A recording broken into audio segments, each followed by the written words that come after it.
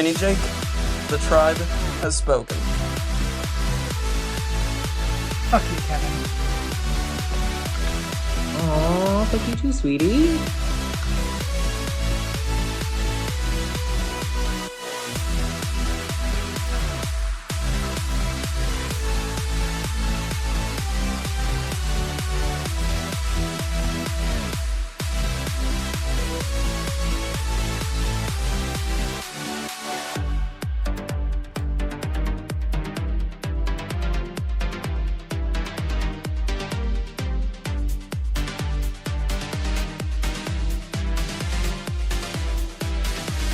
I'm JJ, one of the original Tribe of Nerds members.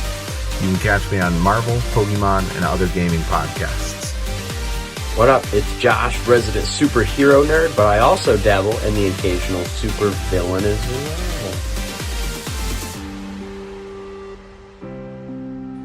well. Some may know me as the Chaos Gremlin, but really I'm just Joe King.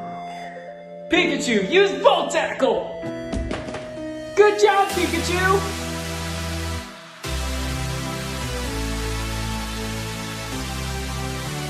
On the Tribe of Nerds. That man has had so many concussions in just these few weeks. Yeah. Well, the French. We're getting so much. Yeah. Is golfing. That's what I hear. When did golfing become so popular? I don't know about you guys, but I'm going to go check this out. I got such a heavy episode, and then we have just a golf tournament going on. Mm-hmm. Hey, everybody. Welcome back to the Tribe of Nerds. We are back. Michael, Kevin, Kristin, and I, we are here for episode 9, Solitary, of Lost. So, what are your guys' thoughts on Solitary? This was like a lot to discuss. There was so much information getting dumped here by a character we had mentioned in the pilot, and now we get to meet. So, yeah. Yeah, I feel like this is one of minus the pilot that's jam-packed full of everything. Like, you've got new information being dropped, we've got answers being answered, we've got playfulness, we've got seriousness. It's kind of the whole package here. Right. You get like the acceptance of a lot of them that like we need to like do more than just survive, right? They start playing golf. They're like, okay, we need to like be comfortable here because we're going to be here a while. And at the same time that they like accept that we're going to be here for a while, we find out there's a lot more mystery going on in this island. Like, this is actually not a place you want to be comfortable because you've got some crazy French woman kidnapping people hidden in the woods. Yeah. Like, sometimes the people who land on the island get sick and she has to kill them. That was a crazy reveal. I think there's clues that I picked up on too in this episode as we'll get to. I think I'll let Kristin lead us in that direction, but yeah, we'll get there when we get there because I think I picked up on a few things that might mean something. So. All right, are we jumping into the synopsis since Let's Michael go. wants to get 17.6 million people watched it. Let's get into this thing. Okay. All right. We're phasing this thing out. All right. So obviously we start this episode on the beach. We then find out that Jake didn't have to wait that long. Sayid's back. He's Immediately. Immediately.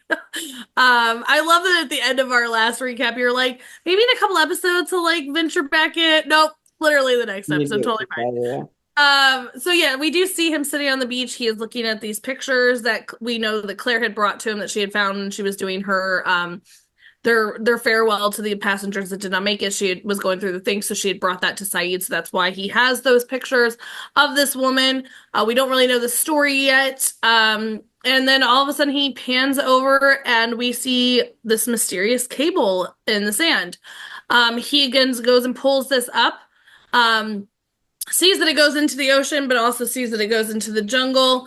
So follows it into the jungle, and then he comes across what we know as a tripwire. Obviously, because of his soldier background, he was able to pinpoint this, was able to kind of deduct situations of like, okay, I can't step on that, it's going to trigger something. Steps over it, and then right into another trap. So he gets double trap. Double trap. Didn't see that one coming, y'all. But he gets taken up into a net. One of the worst things I think is when he slams into the tree and gets the whole branch stuck. It's like, oh, it is painful to watch. Of course, rips that out and passes out. And then later on that night, we do see somebody come cut him out of this, and then he gets, as Kevin pointed out, he gets hit in the head a lot. This poor man, like, he has whatever disease American football players get where they get too many concussions. Like, he has that already, and they're on what, day like 10 on this island? It is very unsafe. This man needs medical attention. But also, so when we wake back up with Sayid, we see that he is strapped to some kind of like bed, concoction, what have you. And repeatedly we hear in the background, there's somebody talking repeatedly over and over in different languages saying, Alex, blah, blah, Alex, blah, blah, Alex. Where is Alex? We finally get that coming in to the point where then Sayid's starting to come coherent enough where he will answer back. And this person that we see comes into the picture and says, where is Alex? We're getting a lot of questions here. Who is this person? Who is Alex? Where is Alex? All these things. But also this kind of becomes, I do love that it's from last episode, the torturer becomes the tortured almost. And very much, yes. It's a very big, like, full circle moment here for Sayid.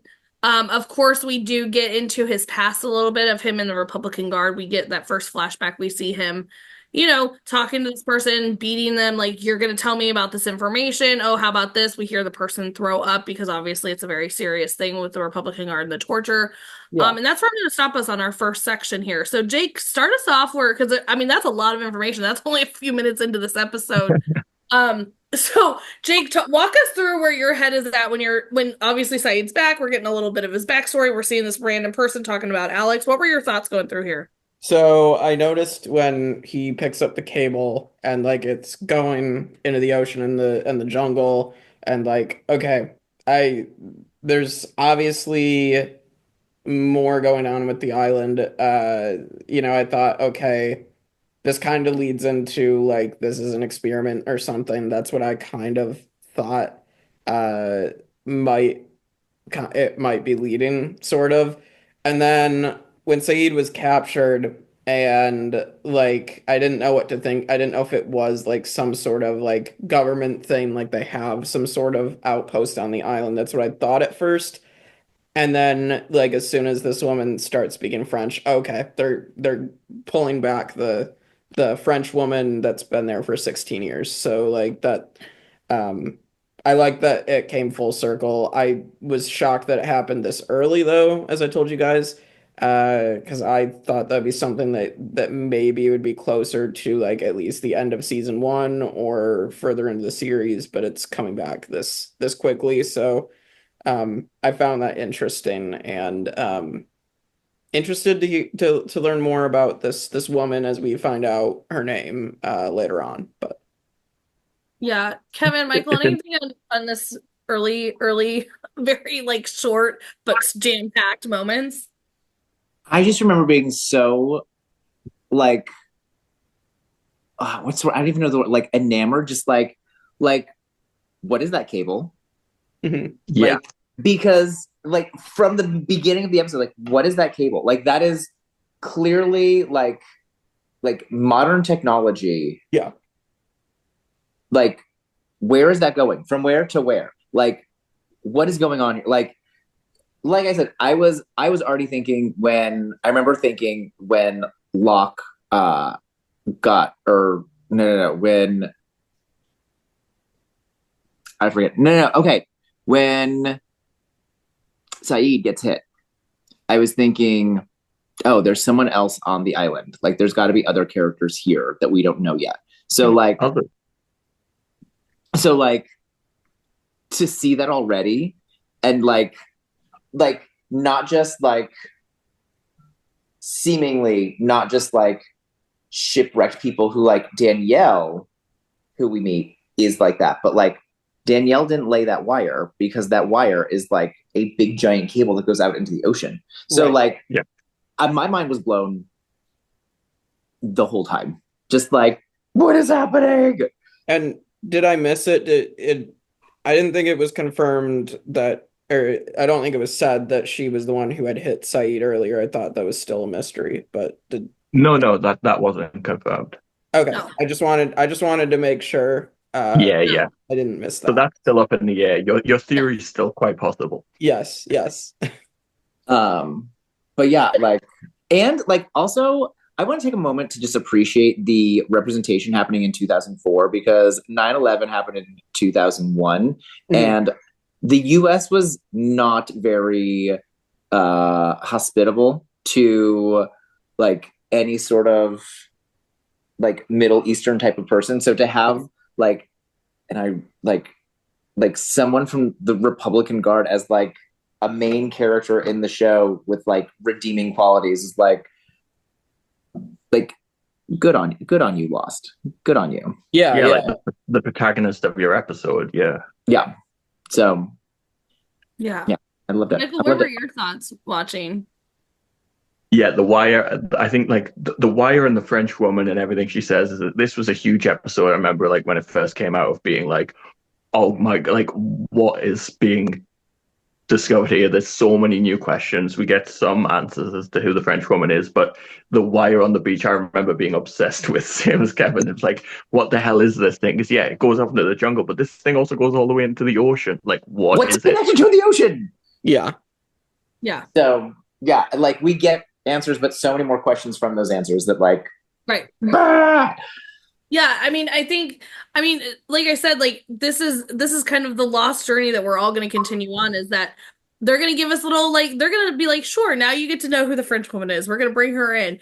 But you know what? Now there's a random cable. Sure, we're going to throw that out there. But also, like, going into our next, like, little block here, Danielle and Sayid start to talk. She wants to know who the woman in his pictures are. He wants to know, like, what are you? She is blaming him, saying that he is the others out there. She doesn't buy that he was on a plane crash. She's like, I've seen a thing or two in my 16 years on this island. In my, how long? 16 years? Right. What? Right. She's even, like you're saying, like, she's like, oh my gosh, this has really been 16 years. But also we do see where that moment where Sayid looks back, sees that her jacket has Rousseau on it, and he goes, Rousseau, and she's like, how do you know my name? Like, because she's already questioning him, like, how do you know my name? And he's like, it's on your jacket, it's on your I'm sorry, it's on your jacket. But then she also says his name, and she's like yours is on my jacket, yours is on your envelope, so let's get into this, this discussion here. And so we get a lot of more information, obviously, in the flashback from Sayid. We see him with this woman. She's been brought into the Republican Guard. It turns out that he did not recognize her. She recognized him instantly from their childhood. He then realizes that he knows her. Her name is Nadia. And so we get kind of this, we found out that, and it's a very cute moment. It's a very serious moment, but it's a very cute moment because he's like, well, you used to push me in the mud, and it's like, that's such a little kid thing to do, that the girls, when they have crushes on him, they're mean to him and things like that. So it's just a really cute kind of moment where he can bring in this, like, oh, I'm about to torture you because of my job, but gosh, like, yeah, like, I remember these moments, so we're getting a little bit more in depth with Sayid and this Nadia, who the pictures we've seen now twice. But then we're also getting Rousseau and a little bit of the story here from this French woman that they've only known from the transmission. We find out that she wants this music box fixed. It means something. Sayid says is that because it was from your husband, Alex. She said, no, Robert, so that comes into play later on, obviously, that we'll get to, but we learned that they were a science team. They were shipwrecked. We know that the others, or what she's saying are the others out there, there's sickness, there's things, all these things that she's bringing into this. And so I really want to just hone in on this section specifically because there is so much information here. Because I don't want to go even further, because then we just get another whole section of like 5,000 things. So just stopping here on this, like, kind of this banter back and forth, that we're learning more about Sayid, we're learning more about Rousseau and kind of how she came, not getting too much of how she came, but enough to start asking questions. So Jake, where were you in learning a little bit more of Sayid and the Republican Guard aspect? Because obviously we just saw him the episode before torturing. And like I said, then the torturer becomes the torchied. And then getting to know Rousseau a little bit. Why are y'all laughing at me? Because torchied. Torchied, I don't think. Is that what I said? Yeah. You said torchied, yes. I meant to say tortured. I'm so sorry. Anyway, tortured, the tortured. You know what I meant. Anyway. Go. I think you were thinking of like employee. Save me from. I didn't even realize I said it. I'm like, why are y'all laughing at me? I didn't realize I said it. Oh my gosh. Anyway, Jake, take it away. Yeah. So I did want to bring up that the sickness part. I mean, I'm sure this will get brought up, but the new random old guy who's having Jack check out like his rash or whatever. I picked up on that because what if he has the sickness that is being talked about? So I immediately think that could come into play in a little bit, maybe not right away, but I could definitely see it paying off later.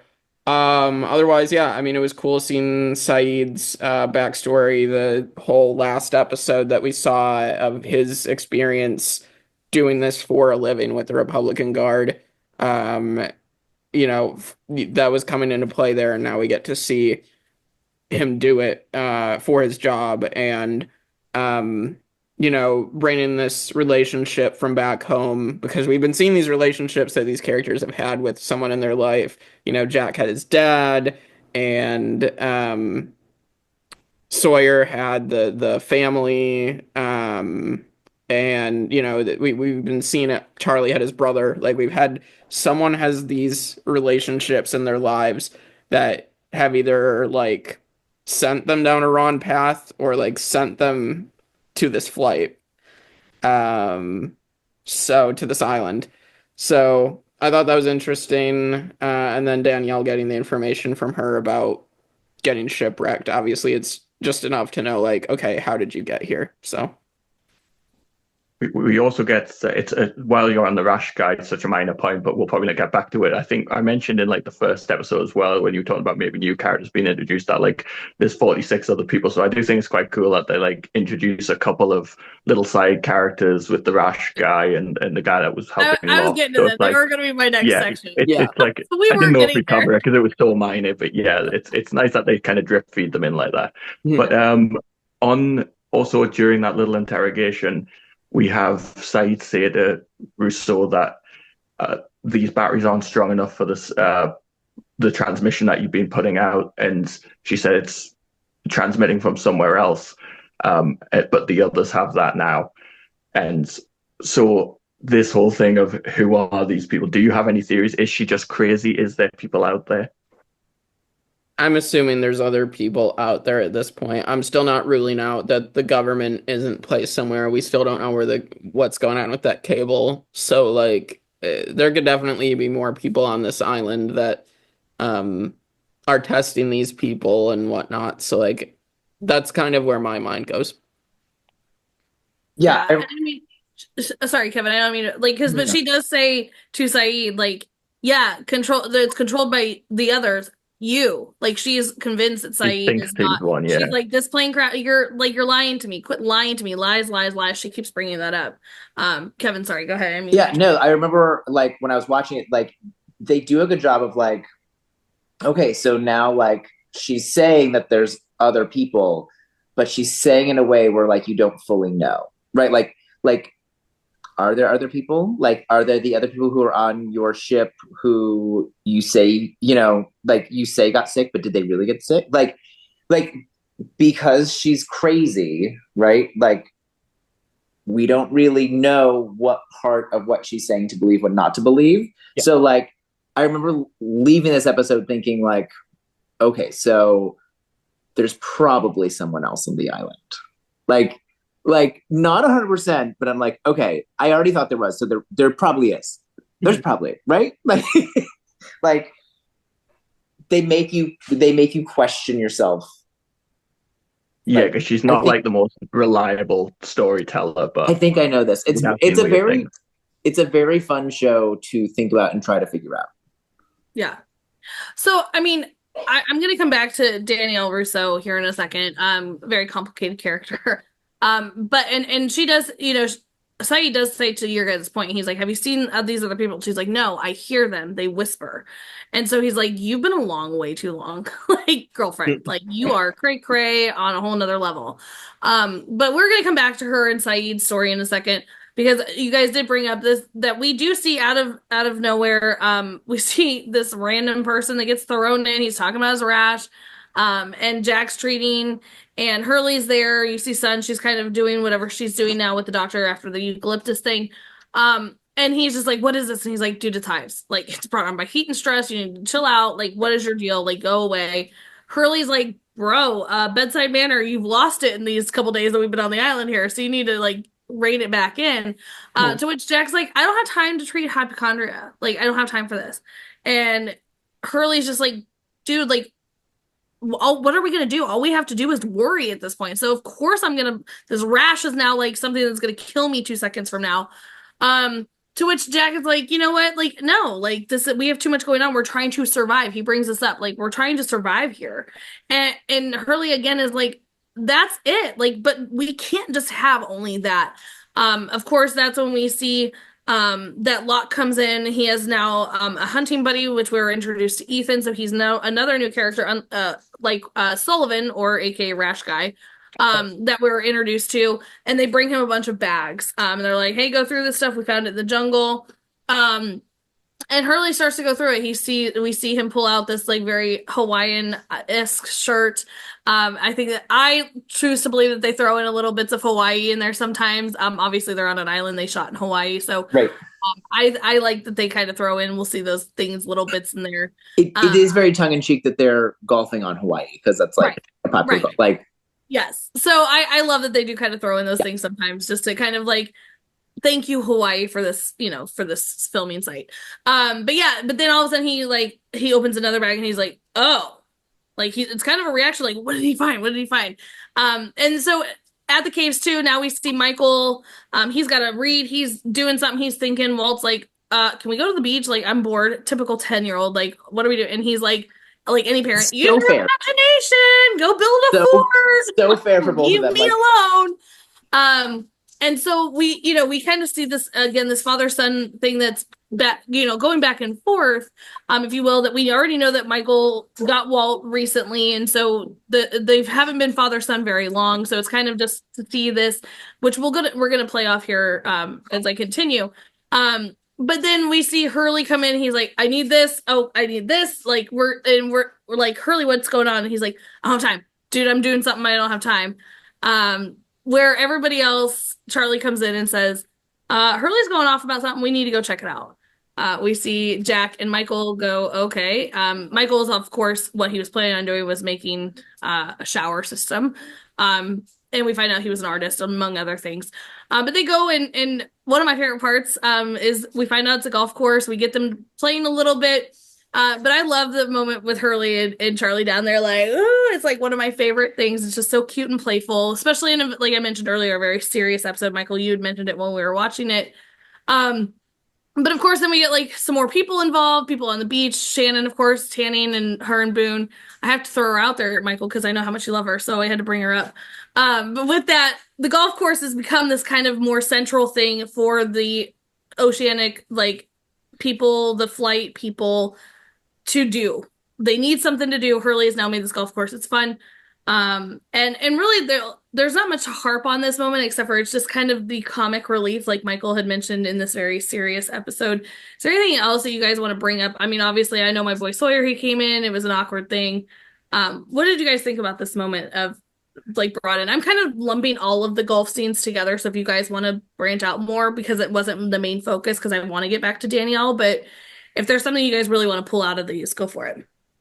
I mean, it's just a fun moment. Get to see people having fun in the series. And I'm sure like that's there because, this show is going to get serious and this episode was serious otherwise. So throw in some like humor. I think that's the best thing for a lot of shows and movies, is even if it's like a super serious thing, putting humor in there to like break up the seriousness. So for viewers. Like I think that's the best way to go about it. So I enjoyed the golf scenes. I mean, it's kind of like just a silly little story that's going on in the background. I do really like this scene where you have Jack and Michael like super close to each other. Like, I don't know what we're gonna do about this. It's like you've got to make your choice, man. You think it's a serious conversation. It's like they're just discussing which club to use. It is quite jarring in a way where it's like you've got this going on at the same time where you flash and our character's being tortured. But I do think it works, and yet Hurley and Charlie are so much fun this episode. Like when Charlie's like trying to help him, and he's got his hands around his waist with the club. So it's like, yeah, the golf stuff is fun. Yeah, and like I said, while it is like the fun, lighthearted to like juxtapose the like super serious stuff going on with Sayid and Danielle, it is also like the like, okay, we're accepting this, that like we're gonna be stuck here for a while. And as they're like accepting that, we're finding out like, oh, there's a lot going on here. Like maybe you shouldn't accept this, right? So there's also like that part of it too, that I really like because the basis of like, let's play golf. Like I can't play golf. Like I'm not going to be interested in golf, but like just that as kind of the like plot device of like showing that like they do want to have fun and they are like settling in to be here for a while. And like, so I appreciate that, even if golf is not really my thing. Mm-hmm. While we're on this little section as well, like this is also where we get like the Michael and Walt stuff, like you said. Like I've spoke highly about Michael the last few episodes. In this episode, I do feel really bad for Walt. Like he's a kid, and he's got nothing to do on this island all day. And like in this episode, Michael, I totally understand wanting to have a bit of a break and unwind himself, but Walt just has nothing to do. And even when he comes to like try and take part in the golf, Michael's like, I'm just going to take my shot. Like we can play later. It's like, come on, let the guy join in. Yes, it's so like real. Like that's what I want to use. Like yes, the parent absolutely is like overwhelmed and like needs the break, but like the child is also the only child and is bored out of their mind. So like they're both reasonable for what they did, but you can't help but feel bad for the child because it's the child. So it's a kid, right? Like, which also, I mean, is that moment is because he like that is like probably one of the moments where I'm like, damn, Michael, you still haven't grasped this like parent thing. And right. Don't get me wrong, as a parent, yes, you do need your breaks, and I get that. Like there is that thing, but that was a moment where he's like, oh, do you want to take a turn? Nobody will mind. You can cut in front of everybody. And they're like, hey, Michael, you're up. And he's like, oh, never mind. You can't cut in front of you can definitely I'm going to play. But it's also, it's also a moment, though, where we do see that Walt does, like, he's like, bye. Like, you're not going to pay attention to me. I want to go hang out with Locke. I've been trying to hang out with Locke, and you keep telling me no. You're preoccupied. I'm going to go hang out with Locke. And so we do see that he goes and hangs out with Locke. We all made the joke that Locke's handing this giant knife to a 10-year-old. I mean, whatever. Choices. That man should not be left around like choices, Locke, but whatever. Neither here nor there. Anything else that we want to talk about on this kind of like side piece of this episode before we kind of dive back into what we're about to end here?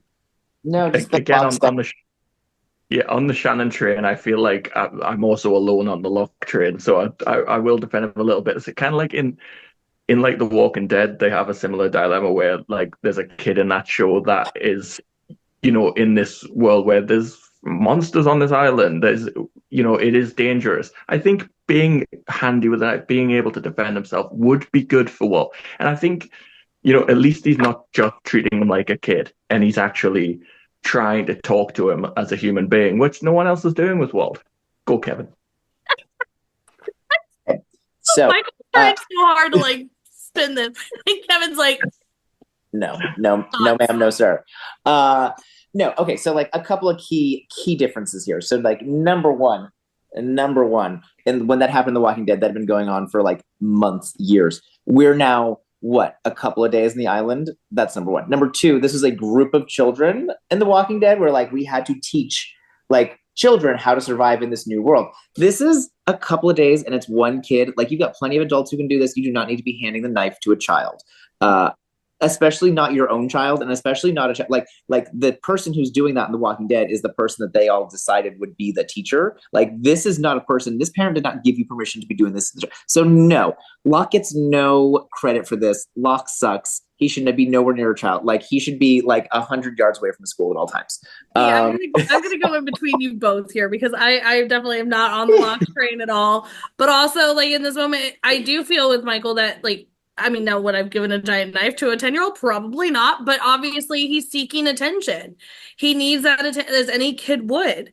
Dad's not giving it. Dad wouldn't even give up his own spot in golf. So of course, like, Locke's looking at that moment, going, I mean, they had the backgammon thing. Walt's the only person that knows Locke's secret on this island right now.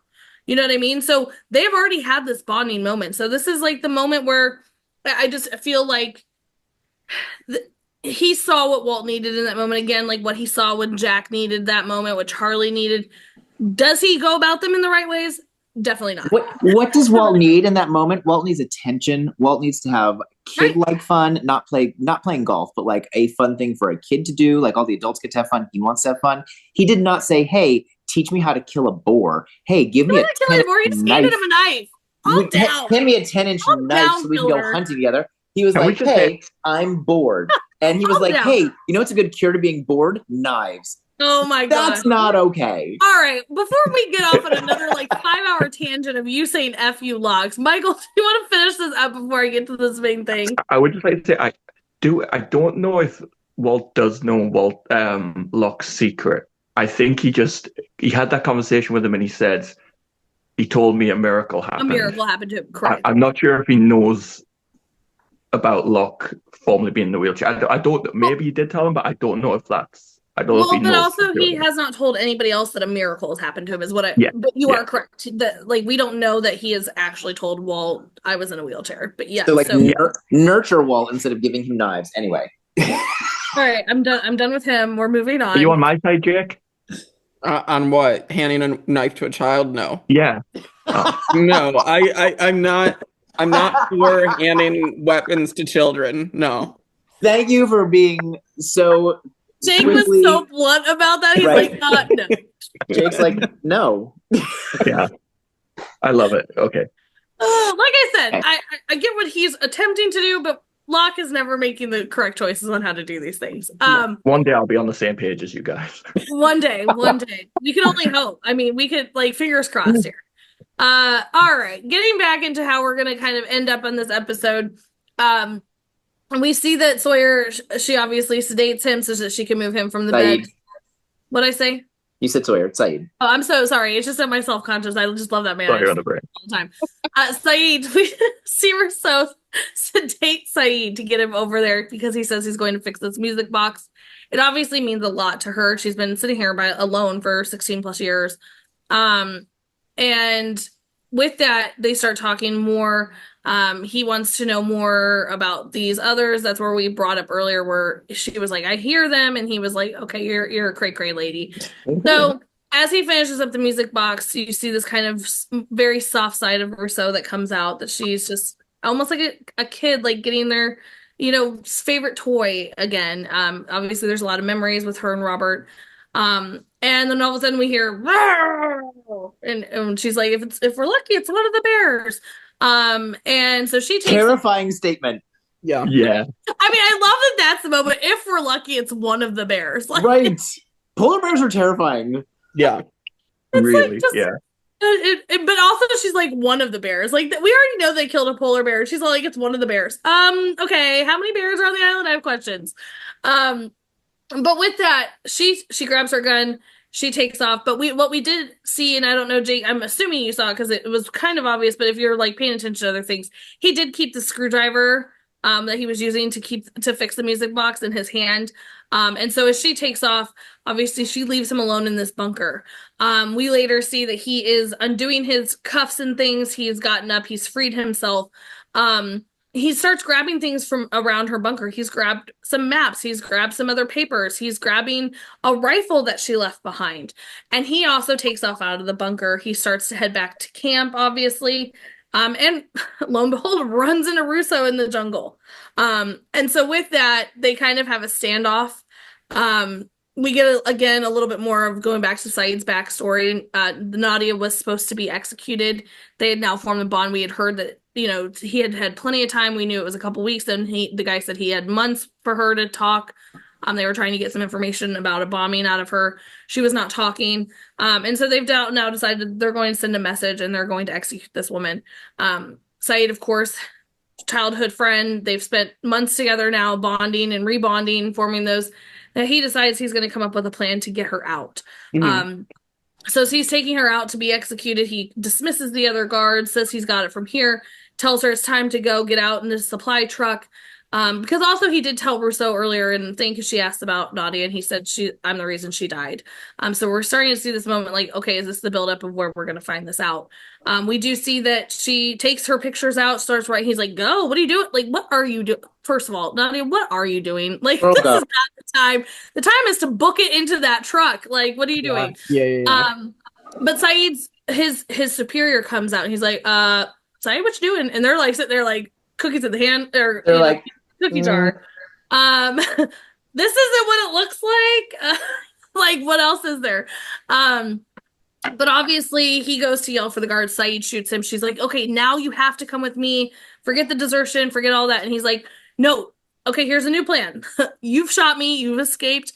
You go. And he shoots himself in the leg, because we obviously saw Rousseau and him talking about this bullet. I love it. Like, this is literally like a very short ending here, but there's so much information jam-packed into this moment. But yeah, so I mean, she does escape. That we leave Sayid sitting there on the floor next to the pictures and things like that. We do see that she has written something, which we don't know what that says yet. And then they go back to their standoff, and she tells Sayid, like, no, like, he's like, drop your weapon, Alex, or Rousseau, and she's like, no. He makes the shot. Nothing happens. She goes, yeah, you didn't notice it was not loaded. Neither did Robert before I killed him, which is a huge moment here.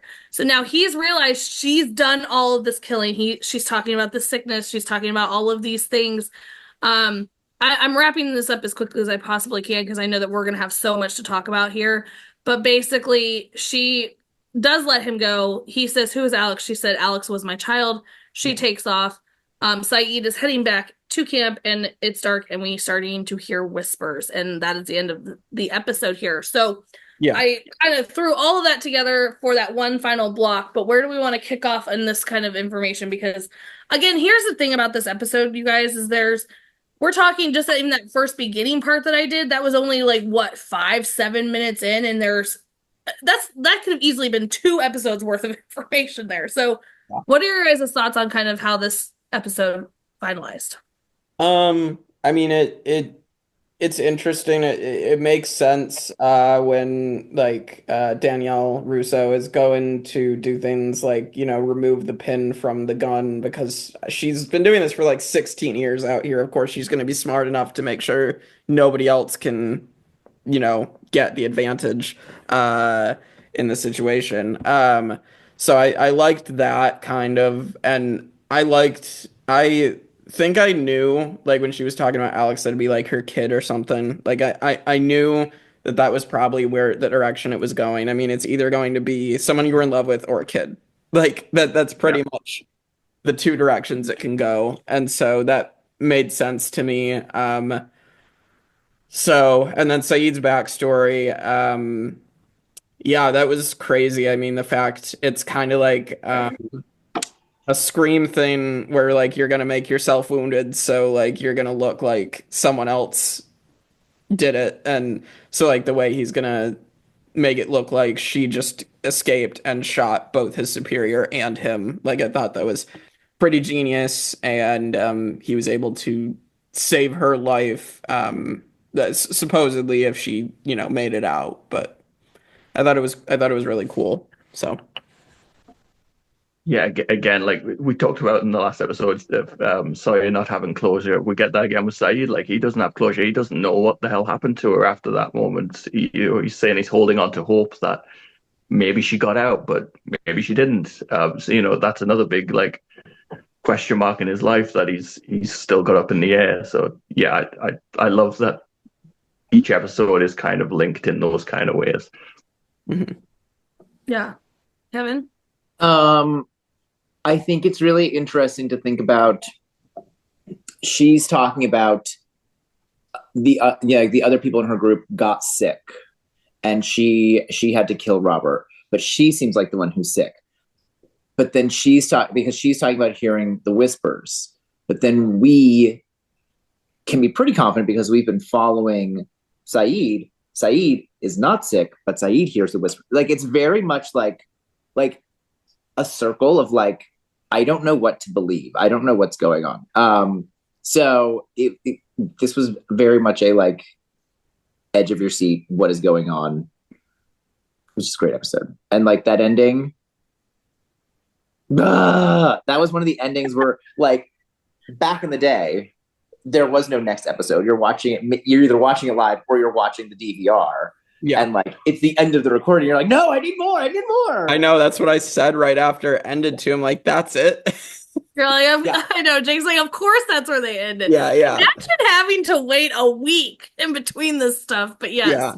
Yeah. And like again, we get the like redeemable bad guy in Sayid, right? Like we have a lot of these in the show so far. We're like, yes, he is the interrogator who is torturing people, and he's like kind of like building this bond with Nadia, but also like still doing his job. And like, how many times in history do we hear like people just doing their job? And like, so it's very much that. But then he like does help her escape, and he does like he shoots the superior and shoots himself to make sure that she can escape. Yeah, like, yep. It's very like very much that another one of those characters of like flawed but like potential for good. Yeah.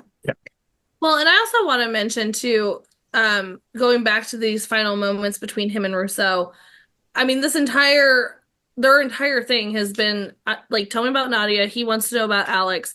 She wants, tell her, what's she write on this picture? Well, all these things that she's asking about for Nadia, almost like let me learn a little bit more about you so that I know that you're not this bad person. But he's also wanting to learn more. So I do love in that moment, in those final things, when she does tell, like when he realizes that she's going to be letting him go, he does tell her what Nadia's pictures say, that we will see each other again, if not in this lifetime, but the next.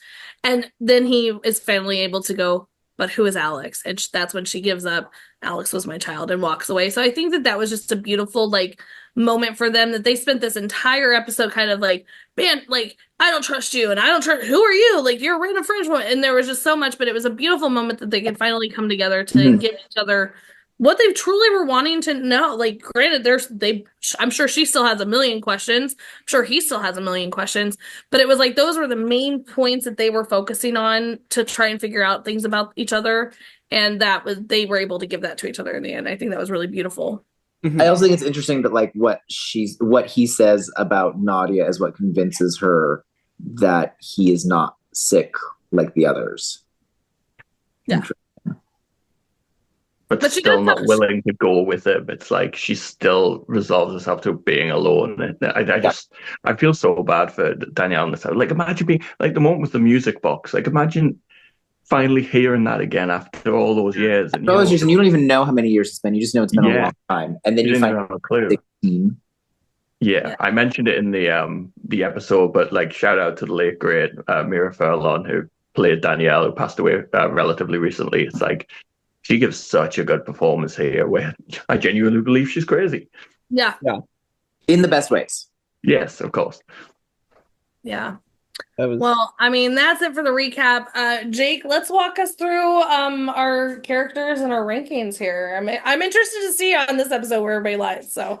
Yeah. Well, all right. Well, I'll just go through my favorite, my least favorite, because I think I know. All right, favorite, I'm going to say Sayid. I mean, this episode's centered around him. We got to see, like, his background and being able to, like, make the right decision in the end. So, I liked Sayid even more after this episode. And then least favorite, I'm going to go with John Locke for handing the knife to a child. So, like, stop arming the 10-year-olds, like, just not okay. So those are my picks for favorite and least favorite characters. I feel like I'm always going last. Do you guys want me to continue? I don't feel bad because I'm always like putting you guys on the spot. Do you want me to not go last all the time? I can go. I don't mind. I'm guessing you're picking Shannon as your least favorite. Oh, always. No, I'm just kidding. Listen, I'm a constant person, all right? I just felt bad that I always was making you guys go first, and I was like letting myself listen to you guys. Anyway, so my favorite character of this episode is Hurley. Hurley is the favorite of the. Oh, sorry, Michael. Did I steal it? I should have went first. Oh, maybe I should have gone last. I'm sorry. Maybe I should. No, I just felt bad that I was like literally like I'm always putting you guys on the spot. No, Hurley is just. I mean, even Jack says it. He's been spending days and nights trying to make these people feel safe and confident. He's losing sleep over it, and Hurley's like, oh, you know what? Golf course. That's it. Golf course is the answer, and it does it. And so I think that was a beautiful moment for Hurley to kind of. We still have not got much from Hurley either. And so now we're getting this happy-go-lucky guy is like making this golf course and was able to do what Jack couldn't do as much as Jack was trying really hard to do. Mm-hmm. Least favorite of the episode. I'm gonna have to go with Shannon. No, I'm just kidding. I'm not gonna go with Shannon. My least favorite of this episode, I think is kind of sorry, don't again, you guys are gonna go on a little journey with me, is Jack. Jack in this moment he is our doctor, he is our fearless leader. You see him getting very short with people. Like, I'm not treating a hypochondriac. You're in charge of these people. You've kind of made yourself this leader. You saw him even with, okay, granted, listen, I know I love Sawyer. You've seen him with Sawyer. He's like ripping things off. Like, he has lost the patience of what a doctor should be. And of course, I mean, for good reason. I'm not saying that he doesn't have good reason behind it, but also these people are putting their faith and trust in you a little bit. And for you to be very short, with these people and, just kind of like, I don't care anymore. I don't want to deal with it. I just thought that kind of lost me some points and made me not love Jack so much in this specific episode. Mm-hmm. Yeah, Jack does have like a short fuse. I was really worried. I'm so glad you didn't pick my least favorite. I thought we were going to literally match. But yeah, I completely agree. Hurley is going to be my favorite character of the episode. I just think, without even trying, he is someone that unites everybody. Like, maybe Hurley has what it takes to be a leader. Move over, Jack. And I just think he's great, and they do need fun on the island. And for the first time, everyone's just happy, and all he did was put a little golf course together. So go Hurley. That was a really cool moment for him, and the moment with him and Charlie dancing is so much fun. My least favorite character is gonna be Sullivan, Rash Man. I did almost pick him. It's so funny. I don't want to rag on someone, but your delivery wasn't great, my man. Like, not only was his character annoying, but like, come on, you've got to match the acting level of the other characters in this show. Yeah. I did almost pick him, so we were almost about to match, but I was like, this poor guy, he's got a rash. Let's have him. I was thinking about it too, but then John Locke handed the knife to Walt, so I had to. It was like, but. I don't know. I'm going to assume Sullivan is not Lon for this world. No, he's got a rash the size of a grapefruit. Oh, wait. What are you guys doing? Yeah. I'm going to say favorite character, Danielle Rousseau. I'm so intrigued. There's so much I want to know. There's so much more I want her to give. But also at the same time, I don't fully trust. Like, it's such a well done character and so well acted character. Like, I just love what she adds to the show. So favorite character goes to her for this one. Least favorite character. Listen, I understand that Jack and Michael made some poor choices during this episode. I get that. However, their poor choices were reasonable. Giving a knife to a child is not. So fuck John Locke.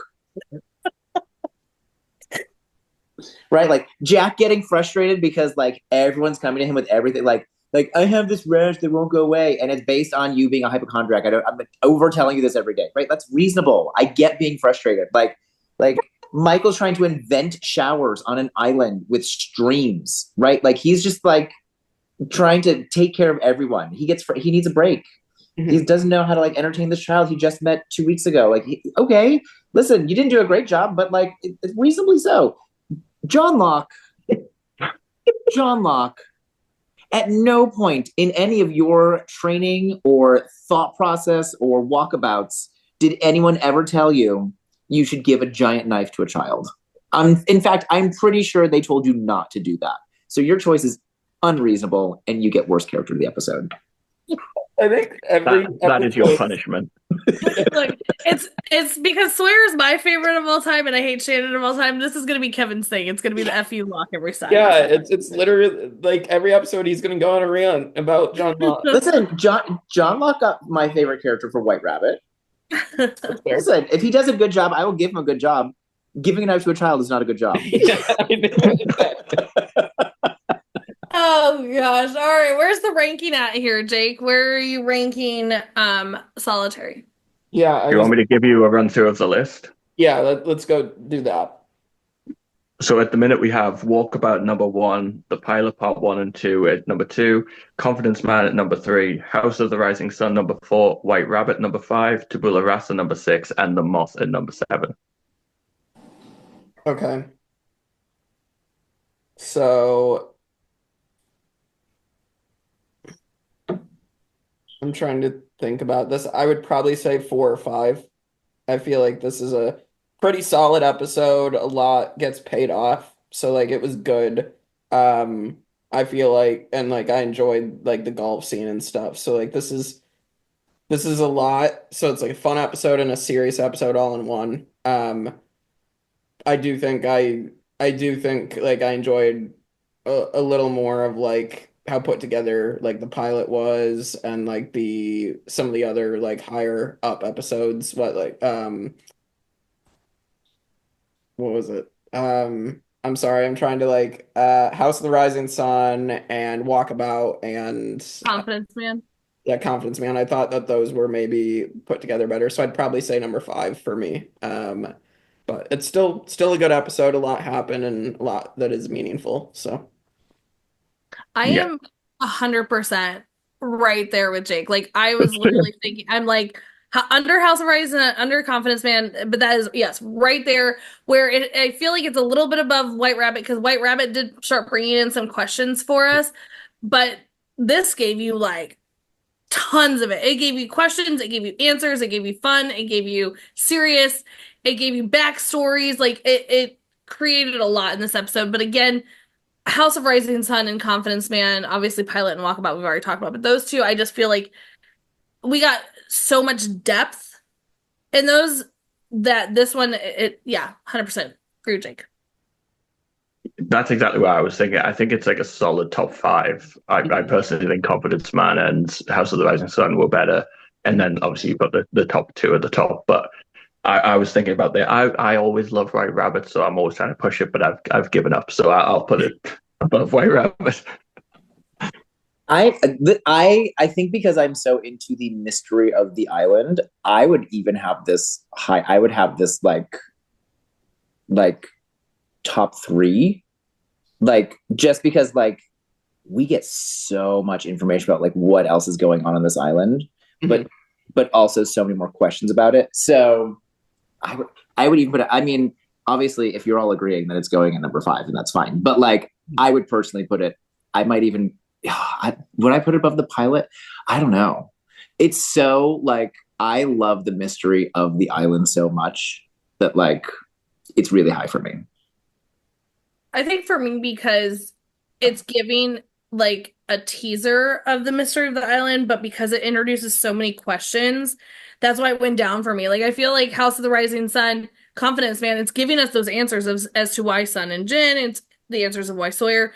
Where it's bringing in that it's like, hey, there might be something else going on. It brought in so many more questions that now I have to rack my brain around it. So I'm like, nope, you can go. No, I love the mystery of it, so I don't care if it's more questions. I love it. I love a mystery too, but just not. Listen, I can't. No, and again, like splitting hairs because they're all great. So They're like, all amazing, yeah. But like, just personally, I would personally put. I might even put it at number 2 and put it above the pilot, just in terms of like building a mystery of like really getting me invested in terms of like wanting to see more. Yeah. Makes sense. All right, so that's probably number 5 with 3 of us. 5 is fine. So, all right, so yeah, we are through 9 episodes. We are a little more than a third of the way through season 1. So We will be back for episode 10. So see you next time on the Tribe of Nerds. Fuck you, Sarah. And John Locke.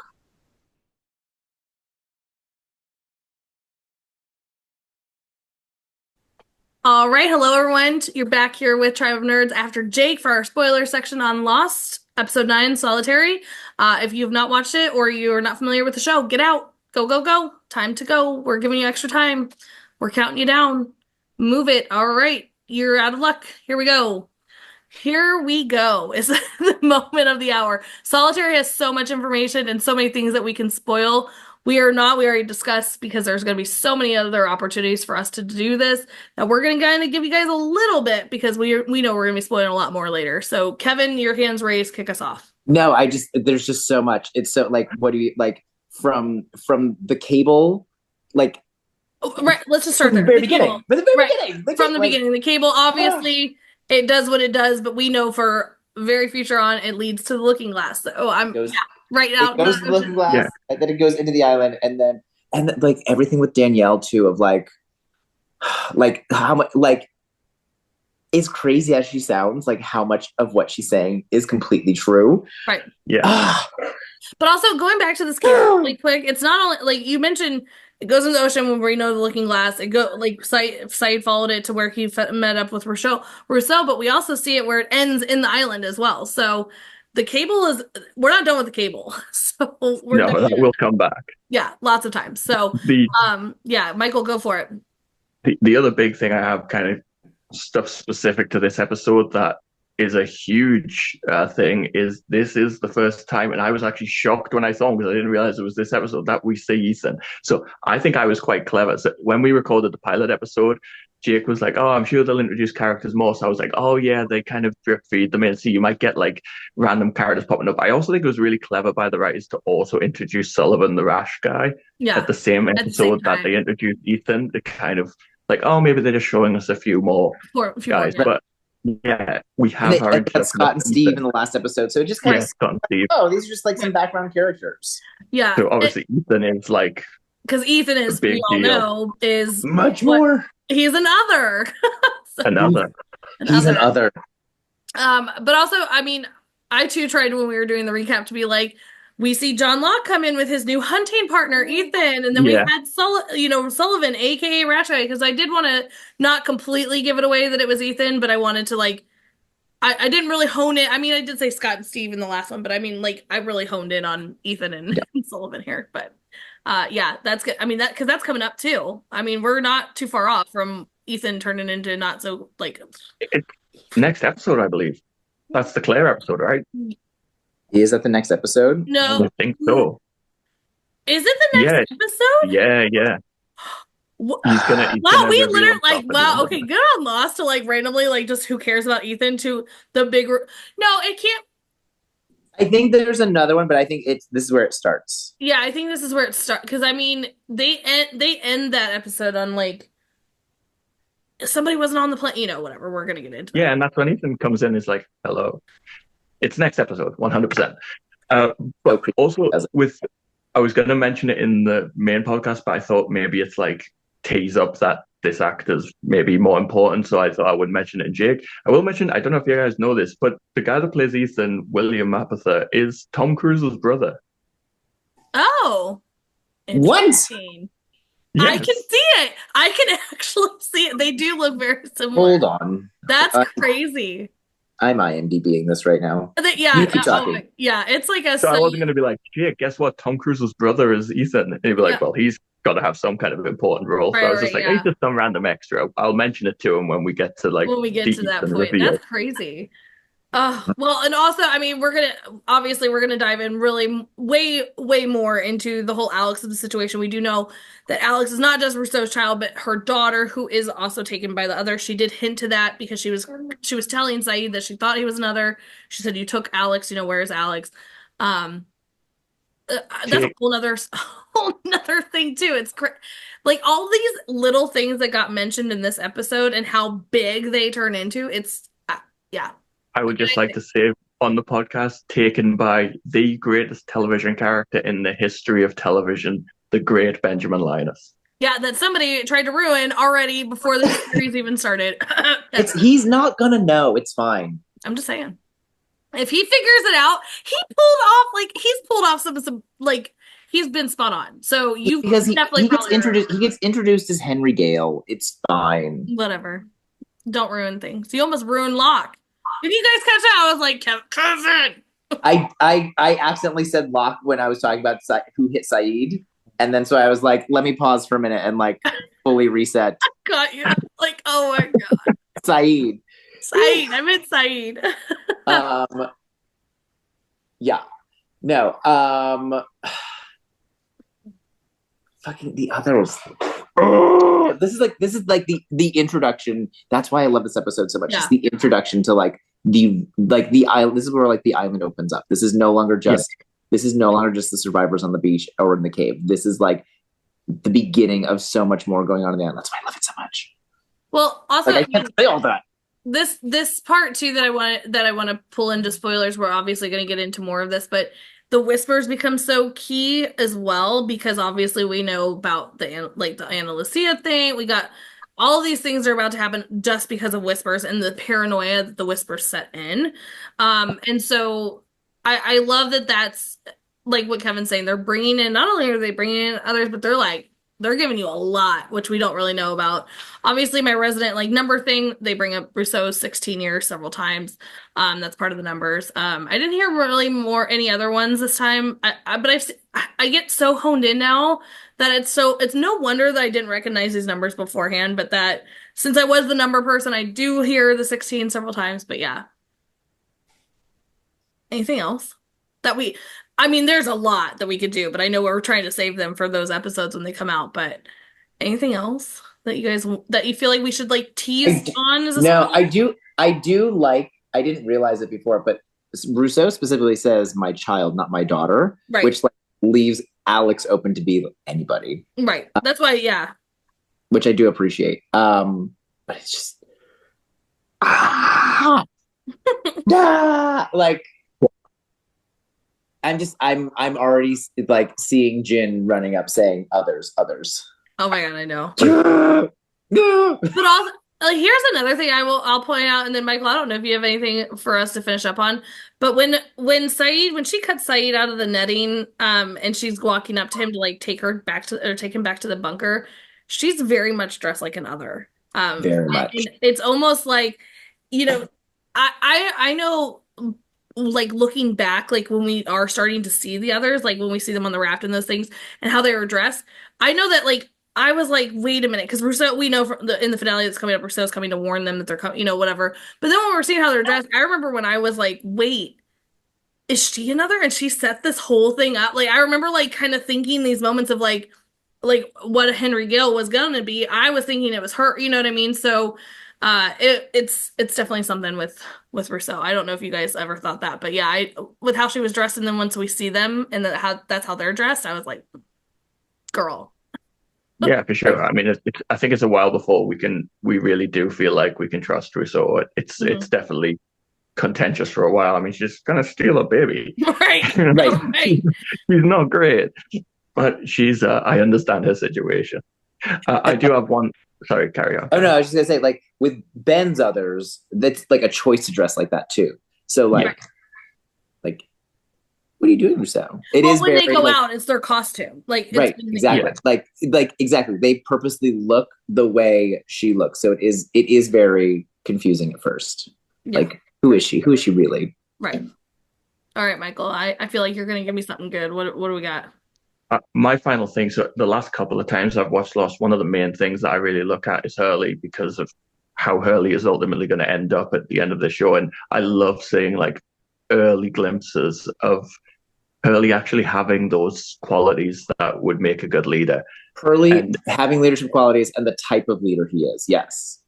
Yes. It's really interesting that in this we have that moment between Jack and Hurley where Jack's like, I've tried so hard, and Hurley just does it. And, ultimately it's going to be those two. And like, I just love watching Hurley's growth throughout 6 seasons because it's very slow, but when there are little moments there that you can see the build up to it.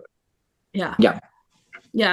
I love Hurley as a character. I mean, we say that about Sawyer too. Like, he's got the great one-liners, but man, Hurley, listen. I'm so excited. One of my favorite lines of all time of all this like seasons of Lost is when he goes, "For all we know, it could be some pissed off giraffe." Like, it's like he's got some great liners, and that's literally one of my favorites of all time. So, I mean, yeah, and accurate could be. Right, we don't know, but yeah, no, it's just we talk about Sawyer's one-liners, but we have to shout out Hurley because he's got a lot.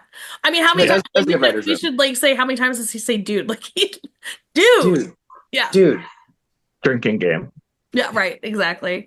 Anything else that we want to bring up, or are we saving the rest of it for another spoiler night? We will be here all night to talk about all the things. We would. All right. With that, don't worry. I know if you're sitting there watching, you're like, oh my gosh, they didn't talk about this. We will be talking about it. We just want to choose when we are bringing them up because obviously they portray into like awesome episodes that we need to talk about. But don't leave us comments that are going to spoil that because we don't need Jake to read that. But leave us some comments, like subscribe, all the things, do it all, and hang out with us. And we'll be, if you have questions for us, ask them, and we will be sure to answer them on the podcast. So, with that, we're leaving you with another of our After Jake, and we'll see you guys for the next episode. Bye. Bye.